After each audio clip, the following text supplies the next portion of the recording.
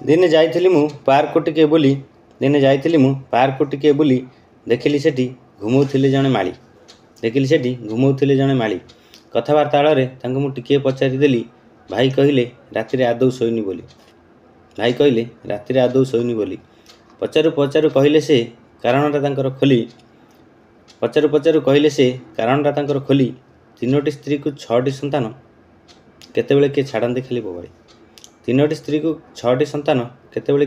ଖାଲି ବୋବାଳି। ଅବାକ୍ ହୋଇ ମୁଁ ମୁହଁକୁ ତାଙ୍କର କିଛି ସମୟ ଅନେଇଲି। ମନକୁ ବୁଝେଇ ମୋର ମାରିଲି ମୁଁ ଧୀରେ ଧୀରେ ତାଳି। ଟିକିଏ ବିଳମ୍ବରେ ହେଲେ ବି ଧନ୍ୟବାଦ ତାଙ୍କୁ ମୁଁ ଦେଲି।